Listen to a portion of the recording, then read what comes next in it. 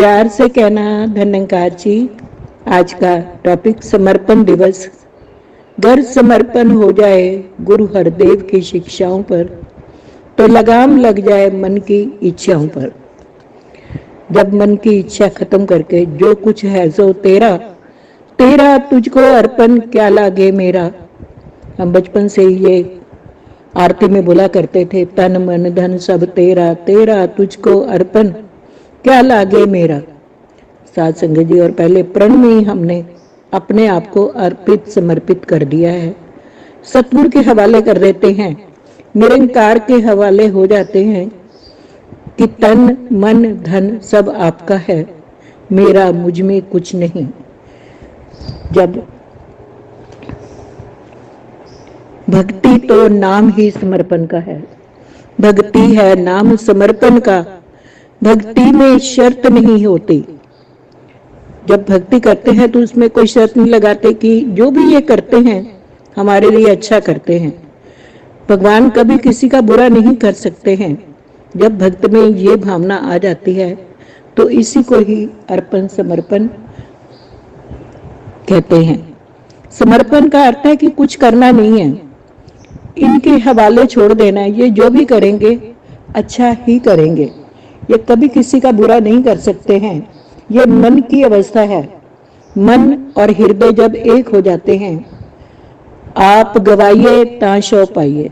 जब आपा अर्पण करते हैं, शो कहते हैं परमात्मा को, परमात्मा को तभी पा सकते हैं। जब मैं हूं और हरि भी है तो ऐसा नहीं हो सकता। मैं भी हाँ ते तू भी है, ए गल कुछ जचदी नहीं। मैनू अपनी होंद तो इनकार करना पड़ेगा। ये समर्पण है कि मैं तो हूं ही नहीं। साथ संगत जी कहते हैं कि जब मैं था तब हरि नहीं, अब हरि है मैं नहीं। सब अंधियारा मिट गया जब दीपक देखा माई। पहले मैं था तो हरि नहीं था, अब हरि है। हरि व्यापक सर्वत्र समाना, ये तो हर जगह है, तो मुझ में भी है। जब हरि है तो मैं तो हूं ही नहीं। साथ संगत जब ये भाव आ जाता है तभी हम समर्पण कर पाते हैं। वास्तव में स्वयं को पूर्ण सतगुरु के चरणों में सौंप देना ही असल में अहंकार से मुक्ति पाना है। अहंकार और समर्पण दोनों इकट्ठे नहीं होते हैं। जहां अहंकार है वहां परमात्मा नहीं। और एक गीत में कहते भी हैं, जिथे अहंकार है निरंकार कलोंदा नहीं कदे, मन च भूल के अहंकार न लियावा साहिबा। अपने अहंकार को अर्पण समर्पण कर देना ही समर्पण की अवस्था कहलाती है। साथ संगत जी, दो पत्थर पड़े थे एक पत्थर वाली दुकान के बाहर, और आते जाते लोगों को ठोकरों का कारण बनते थे। वो दुकानदार के किसी काम के नहीं थे, चाहता था कोई उठा ले इनको। साथ संगत एक मूर्तिकार आया, उसने देखा दोनों पत्थरों को, पूछा कि मेरे से कुछ पैसे ले लो, ये मूर्ति बनाने के लिए मुझे दे दीजिए। दुकानदार बड़ा खुश हो गया कि ये तो मेरे किसी काम के भी नहीं थे, और आप ले जाइए, जो भी देंगे। उसने पत्थर दे दिए। अब मूर्तिकार लेकर गया, एक पत्थर के ऊपर हथौड़ी छेना जैसे उसने लगाया मूर्ति बनाने के लिए, वो टूट गया। उससे मूर्ति नहीं निकल पाई, वो टुकड़े टुकड़े हो गया। लेकिन दूसरे के ऊपर उसने हथौड़ी छेना सब कुछ लगाया, लेकिन वो उसमें से बहुत ही सुंदर भगवान की मूर्ति निकल आई, और उस मूर्ति की पूजा की जाने लगी।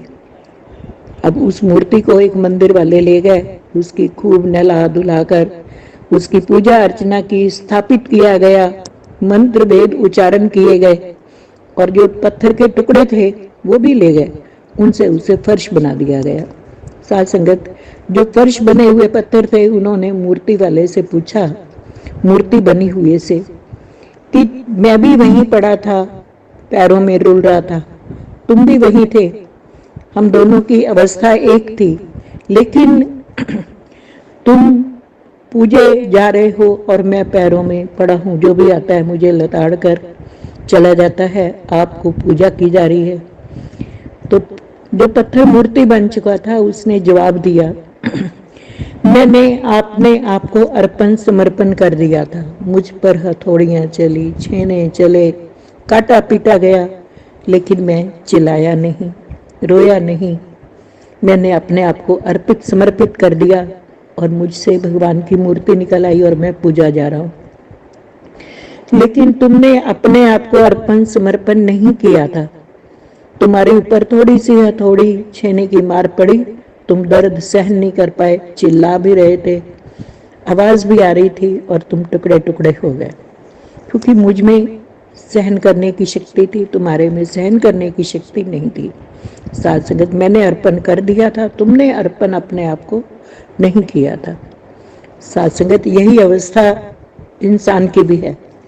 जो छोड़ कर तेरे हवाले सोते हैं हम आराम से, हर सुबह होती शुरू सतगुरु तुम्हारे नाम से। जिनका दिन रात सुबह शुरू ही परमात्मा से होती है, वो इसी के सुपुर्द हो जाते हैं। अच्छा हो रहा है, बुरा हो रहा है, जो कुछ भी हो रहा है वो तेरा हो रहा है। ये मन की अवस्था जब बदल जाती है तो यही समर्पण कहलाता है। और आप गवाइए ताशो पाइए। जब हम अपने आप को गवा देते हैं, मिटा देते हैं, एक दाना भी जब धरती के सुपुर्द हो जाता है तो उसके ऊपर एक इतना बड़ा पेड़ लग जाता है। कहते हैं कि दाना खाक में मिलकर गुलो गुलजार होता है, मिटा दे अपनी हस्ती को अगर कुछ मर्तबा चाहे। अगर तू अपनी हस्ती को मिटा देगा और तू चाहता है कि मैं कुछ बनूं, तो अपनी हस्ती को मिटा दे। परमात्मा तुझे एक छोटे से बीज से इतना बड़ा पेड़ पैदा कर सकता है, तो तुझ मानव से तो ये महामानव बना सकता है। साथ संगत, सहज अवस्था जब बन जाती है, उसमें उतार चढ़ाव, यश अपयश जो भी आते हैं वो सब इसी के होते हैं। भक्त परवाह नहीं करता। जैसे एक फूल के साथ कांटे लगे होते हैं तो फूल परवाह नहीं करते कि ये कांटे लगे हुए हैं। फूल कदे परवाह नहीं कर दे, कोल खलोते खारा दी भक्त कदे परवाह नहीं कर दे, ऐदा दुनियादारा दी। दुनियादारी की परवाह नहीं करते हैं, क्योंकि वो तो प्रभु के हवाले हो चुके होते हैं। साथ संगत जी, अपने आप को प्रभु के चरणों में सौंप देना, कुछ करना नहीं है, इसमें हाथ पांव नहीं मारने हैं, केवल प्रभु के समर्पित हो जाना है। समर्पण के बाद इंसान छोटे बच्चे की तरह हो जाता है, सरल हो जाता है। एक छोटे बच्चे के सिर पर बोझ रखा हो तो उसका बोझ उतार दिया जाए तो वो अपने आप को कितना मुक्त समझता है। ऐसे ही इंसान भी एक जब सरल बच्चे की तरह बन जाता है, अपने अहंकार, आकांक्षाएं, वासनाएं, विकार, ये बोझ हमने सिर पर पोटली बनाकर रखा हुआ है, जब इसको उतार देते हैं तो प्रभु की करुणा हमारे बरसने लग जाती है। कहा भी गया है कि समर्पित इंसान एक बहती हुई नदी जैसा होता है, एक सरल बच्चे जैसा होता है, एक नदी जैसा होता है जो लगातार बहती है और नित्य नहीं रहती है। नदी अपना पानी बांट देती है, तरवर सरवर संत जन चौथा बरसे में। ये पानी बरसता है, सहजता में बरस रहा है, कभी कमी नहीं आती, फिर बरस जाएगा। साथ संगत, इसी प्रकार सतगुरु की कृपा भी उन पर बरसती है जो अपने आप को इसके हवाले कर देते हैं। नदी अपना पानी बांटकर कभी परेशान नहीं होती, क्योंकि और पानी भरता जाता है। इसी प्रकार मनुष्य जितना भी सतगुरु के चरणों में समर्पित हो जाता है, उसके अंदर एक बदलाव आना शुरू हो जाता है। वो दिल जान से इसके अर्पित समर्पित हो जाता है। जब सहज अवस्था होई प्राप्त, आना जाना मुक गया, सहज अवस्था होई प्राप्त, ते कुरलाना मुक गया।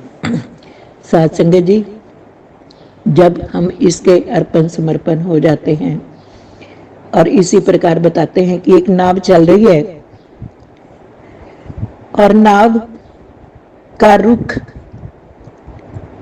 अगर वो रुख के अनुसार चल रही है तो कोई उसे प्रयास नहीं करना पड़ता, लेकिन अगर वो उसके विपरीत दिशा में चलने की कोशिश करती है तो उसके डूबने का अंदेशा रहता है।